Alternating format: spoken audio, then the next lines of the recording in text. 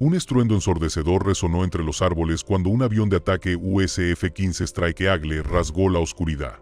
Nadie en tierra lo previó. En cuestión de minutos, todo un imperio del narcotráfico se desvaneció. Esto no fue un disparo de advertencia ni una redada.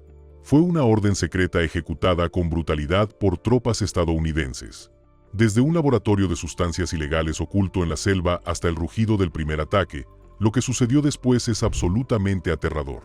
En este video analizaremos los informes que confirman cómo todo fue borrado del mapa en segundos.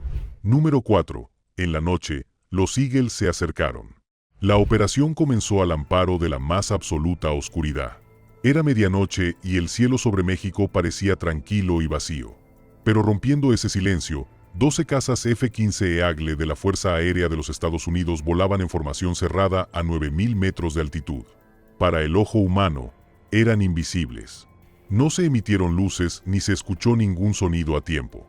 Eran fantasmas en la noche, portadores de una misión que pronto sacudiría un imperio criminal. Dentro de las cabinas, los pilotos permanecían en silencio, como si estuvieran encerrados en sí mismos. Todos sabían que una palabra o un sonido en falso pondría en peligro la misión. Los aviones portaban avanzados sistemas de guerra electrónica capaces de bloquear por completo las comunicaciones y los sensores en una amplia zona. Al entrar en posición la formación, los sistemas emitieron una potente interferencia de radio que cubrió todas las frecuencias utilizadas por el cártel. Sus radios portátiles y redes celulares quedaron inoperativas al instante. Los teléfonos satelitales y las antenas de largo alcance presentaban estática. Al mismo tiempo, los dispositivos emitían señales falsas de radar y GPS, engañando a cualquier equipo de detección o dron de vigilancia que mostraba posiciones falsas o ninguna señal. En tierra, los receptores GPS proporcionaban coordenadas erróneas, las cámaras de seguridad se bloqueaban y los visores nocturnos mostraban una neblina verde distorsionada en lugar de movimiento. Todas las herramientas que el cártel utilizaba para alertar o defenderse dejaron de funcionar. En lo alto, los aviones estadounidenses operaban dentro de una red militar segura, inmune a las interferencias. Sus sistemas encriptados seguían transmitiendo coordenadas en tiempo real a los pilotos y a las unidades de mando que supervisaban la misión. Abajo, el complejo del cartel era un hervidero de actividad. Algunos hombres cargaban cajas, mientras otros vigilaban el perímetro con rifles colgados con orgullo y despreocupación al hombro. Para ellos, era una noche más, como cualquier otra. Se estaban empaquetando cargamentos de narcóticos, cargando camiones y los generadores zumbaban bajo el aire denso y húmedo. Cuando las radios empezaron a crepitar con estática y algunos monitores de seguridad se congelaron, nadie les prestó mucha atención. Lo atribuyeron al calor, a la red eléctrica o a equipos de mala calidad. Los guardias reían, fumaban y presumían del dinero que ganaban sus jefes, sin darse cuenta de que el silencio que se extendía por sus sistemas no era un fallo. Ignoraban que los ordenadores de puntería estadounidenses ya habían fijado su objetivo en su planeta. Cada piloto mantenía la vista fija en las pantallas brillantes. Los datos eran claros. Había un enorme laboratorio de drogas, con aspecto de fortaleza, oculto en lo profundo de la selva. Muros de hormigón reforzaban el recinto, y los guardias patrullaban como si fuera impenetrable. Pero a ojos de los F-15, no eran más que coordenadas esperando ser borradas del mapa. Las tripulaciones se habían entrenado durante semanas para este único ataque. Sabían dónde atacar, cómo atacar y qué sucedería si fallaban. Entonces el código llegó a los auriculares. Era breve, conciso y definitivo. Esas 3 palabras rompieron el silencio en las cabinas y pusieron todo en marcha. Los pilotos apretaron sus manos. La orden significaba una sola cosa: era hora de que Estados Unidos diera su respuesta al dominio del cartel. Las puertas de la bodega de bombas se abrieron con un chirrido. Dentro de cada avión, el sistema de armas pasó de seguro a armado, y los relés de la cabina emitieron un clic seco de confirmación que todos los pilotos oyeron. Las bombas estaban colocadas en las coordenadas GPS exactas cargadas en la aeronave y activarían sus espoletas tras ser lanzadas. No habría impactos fortuitos, ni disparos de advertencia, solo impactos directos. En segundos, el fuego llovería y un imperio quedaría reducido a escombros. Pero para comprender por qué se desató la furia de las águilas, primero hay que ver la pesadilla que construyó este cártel. Número 3. El cártel de las sombras. Durante años, este sindicato fue más que un cártel de la droga. Fue un imperio en la sombra que gobernó las zonas fronterizas con sangre, balas y terror. Pueblos que deberían haber rebosado de vida, con familias y negocios, se convirtieron en aldeas fantasma, despobladas por desapariciones forzadas. No se trató de violencia aleatoria, sino metódica, diseñada para enviar un mensaje.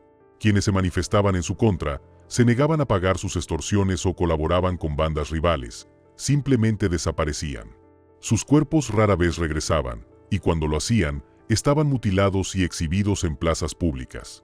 Se dejaban mensajes grabados en la piel, con advertencias para que los vivos obedecieran o sufrieran el mismo destino. La crueldad del cártel iba más allá del narcotráfico. Crearon redes de trata de personas que canalizaban a miles de personas a través de las fronteras. Las mujeres eran vendidas a burdeles y los hombres obligados a trabajar en brutales campos de trabajo. Los mismos laboratorios químicos que producían fentanilo servían también como puntos de conexión para estas operaciones. El imperio de la droga se había convertido en un mercado de miseria humana. Para consolidar su poder, el cártel mantenía su propio ejército de sicarios. Estos hombres no actuaban como criminales, sino como soldados. Vestían chalecos antibalas, portaban armas de uso militar y entrenaban con precisión. Grabaron las ejecuciones, las editaron con una disciplina escalofriante y difundieron los videos como propaganda. Estas películas no solo mostraban brutalidad, sino también organización. Se trataba de un ejército que funcionaba como un Estado, desafiando a los gobiernos a detenerlo. Su producto era el fentanilo, pero su verdadera arma era el miedo. Este laboratorio de drogas oculto en la selva no era simplemente una fábrica, sino el motor financiero que impulsaba toda su maquinaria bélica. Cada pastilla producida allí significaba más armas, más mercenarios y más corrupción. Los funcionarios mexicanos que intentaron resistir fueron asesinados. Las unidades policiales enviadas a allanar los escondites de los cárteles fueron emboscadas y masacradas. Los jueces se negaron a atender los casos de los cárteles, sabiendo que sus familias serían asesinadas en cuestión de días. El grupo creó un gobierno paralelo, basado no en la ley, sino en el terror. Los funcionarios estadounidenses observaron esta expansión con creciente alarma. No se trataba de un grupo criminal común y corriente. Se trataba de un ejército narcoterrorista dispuesto a actuar como una nación dentro de otra, y sus amenazas se extendían más allá de México. Son demasiado peligrosos. Hay que encarcelarlos y juzgarlos en este país porque no queremos que regresen jamás. Los cargamentos de fentanilo mataban a decenas de miles de estadounidenses cada año. El cartel lo sabía, y no le importaba. De hecho, sus líderes se jactaban e interceptaban llamadas afirmando que ninguna administración estadounidense podría detenerlos. Pero el laboratorio clandestino en la selva lo cambió todo. Los servicios de inteligencia indicaban que era el centro de su poder y el eje que mantenía vivo su imperio. Destruirlo no solo supondría un golpe económico, sino también un mensaje directo de que su reinado de terror había cruzado una línea roja. En los últimos meses, la violencia en México se intensificó, lo que permitió obtener información de inteligencia estadounidense. Número 2. Un rastro de sangre. Las atrocidades que encendieron las alarmas. La decisión de desplegar aviones de guerra estadounidenses no se debió a un solo suceso. Fue el resultado de una cadena de horrores. Una espantosa masacre perpetrada por un cártel ha sacudido México una vez más. Comenzó en Chihuahua. La gente que cruzaban un puente una mañana quedó paralizada por la conmoción. 19 cuerpos colgaban de la estructura, meciéndose con la brisa como trofeos. Cada víctima había sido torturada. Varios cadáveres decapitados fueron hallados colgados de un puente o metidos en una furgoneta. Su piel estaba marcada con cuchillos, sus rostros mutilados. Sobre ellos ondeaba una pancarta. El mensaje era de dominio, afirmando que la región pertenecía ahora a un solo cártel. Para la gente, fue una declaración de guerra. Semanas después, la violencia se intensificó en Juárez. Nuestro equipo en Juárez informa que los sospechosos siguen incendiando vehículos en distintos puntos de la ciudad. A medianoche, las calles retumbaron con la explosión de coches bomba frente a comisarías. Manzanas enteras temblaron y decenas de policías murieron en explosiones ejecutadas con precisión militar. Los analistas observaron que estos ataques empleaban tácticas similares a las utilizadas en Irak y Afganistán, precisamente las que los insurgentes usaban contra las tropas estadounidenses. Quienquiera que estuviera detrás de esto contaba con el entrenamiento y los recursos de un ejército organizado, no solo de una banda criminal. Luego llegó Michoacán. Un autobús con más de 40 migrantes desapareció en una carretera rural.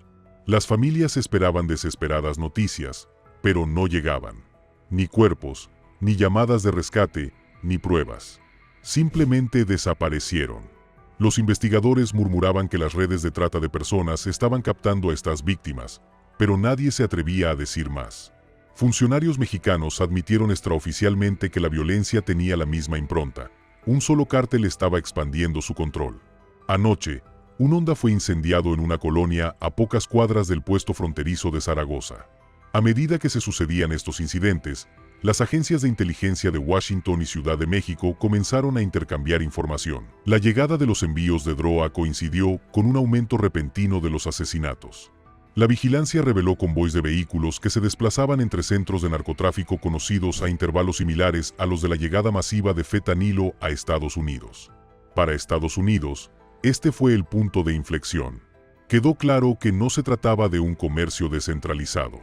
Este comercio se alimentaba de un único centro industrial, una instalación central con el poder suficiente para financiar masacres, sobornar a funcionarios y aterrorizar estados enteros. Sin embargo, persistía un problema. ¿Dónde se ubicaba este centro de operaciones? Durante meses, los analistas debatieron. Algunos juraban que estaba en Juárez, otros señalaban a Michoacán. Pero entonces, se produjo un descubrimiento crucial. Los satélites que sobrevolaban las selvas inexploradas del centro de México captaron algo extraño. En zonas boscosas aisladas aparecían, por la noche, focos de calor intensos, demasiado fuertes para provenir de aldeas, pero a la vez demasiado controlados para ser incendios forestales. Fue aquí donde la inteligencia estadounidense comenzó a desvelar la fortaleza oculta en la selva. Número 1. Desenmascarando la fortaleza de la jungla. Durante 3 años, el complejo permaneció oculto bajo la densa vegetación y desde el suelo parecía un bosque desierto. Su localización requirió el trabajo conjunto de numerosas herramientas y personas. En primer lugar, la monitorización de señales reveló algo extraño. Aviones de patrulla y estaciones de escucha registraron ráfagas repetidas de tráfico de radio y telefonía móvil provenientes de una misma zona a las mismas horas cada noche. Los analistas compararon esos horarios con el movimiento de camiones en pueblos cercanos y encontraron una coincidencia. Ese patrón indicaba que el tráfico no era aleatorio. Quienquiera que operara allí tenía un horario. Los datos de la señal no mostraban edificios, pero apuntaban a un único sitio activo. A continuación, los satélites proporcionaron imágenes que corroboraban las señales. Las imágenes térmicas nocturnas mostraban un calor constante en el mismo punto de donde provenían las señales. Las fotografías infrarrojas y las imágenes de radar mostraban líneas rectas y formas bajo la cubierta vegetal. Esas imágenes sugerían la presencia de tejados, carreteras y maquinaria. Una sola imagen térmica podría ser un falso positivo. Varias imágenes tomadas a lo largo de semanas redujeron las dudas. Los datos satelitales transformaron un patrón de señal en una ubicación cartográfica. Los drones también proporcionaron detalles a nivel del suelo. Aeronaves no tripuladas sobrevolaron a baja altura los claros. Grabaron sonidos y tomaron fotografías de cerca sin entrar en el espacio aéreo restringido. Las imágenes del dron captaron el calor de los generadores y las luces que salían de las rejillas de ventilación. Las fotografías mostraban caminos de acceso y estructuras de hormigón. Los drones mostraron que el sitio contaba con la infraestructura propia de un gran complejo de procesamiento, no de un pequeño campamento. Posteriormente, los testimonios de los aldeanos confirmaron lo que indicaban las máquinas. Informaron de la llegada de grandes camiones a altas horas de la noche. Un mensajero detenido describió vallas, torres de vigilancia y guardias armados. Informantes locales proporcionaron rutas de convoy y palabras clave. Estos informes coincidieron con las imágenes satelitales y de drones. Las fuentes humanas aportaron información que los sensores no podían ofrecer.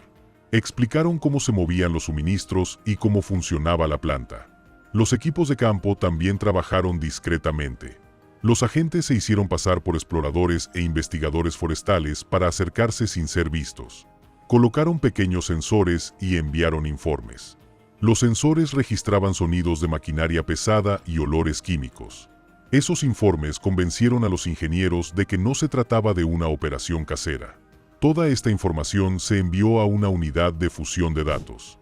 Esta unidad combinó mapas satelitales, fotografías de drones, registros de sensores, mensajes interceptados, informes humanos y registros financieros. Los analistas superpusieron los datos en el mismo mapa. Marcaron las fuentes de energía, los tanques de almacenamiento, las líneas de producción, los puestos de vigilancia y las vías de acceso. Realizaron simulaciones para diferentes opciones de ataque y midieron las posibles zonas de explosión y el riesgo para la población civil. El modelo combinado no dejaba lugar a dudas. El lugar no era un pequeño laboratorio. Era un complejo de producción fortificado capaz de producir a gran escala y de contar con defensa armada. El modelo dejó claro dónde un ataque causaría el mayor daño a la producción y el menor perjuicio a la población civil. Requirió paciencia, verificación cruzada y la negativa a aceptar explicaciones aisladas. Los equipos debatieron, exigieron más pruebas y pusieron a prueba cada pista. Cuando los planificadores vieron el panorama final, la conclusión fue clara y sencilla. Se trataba de un complejo industrial fortificado, capaz de sostener la producción en masa y el control violento. Era el motor del reciente derramamiento de sangre. Por fin, Estados Unidos había encontrado al monstruo que se escondía entre los árboles. Pero encontrarlo era una cosa, intentar destruirlo desataría una tormenta política.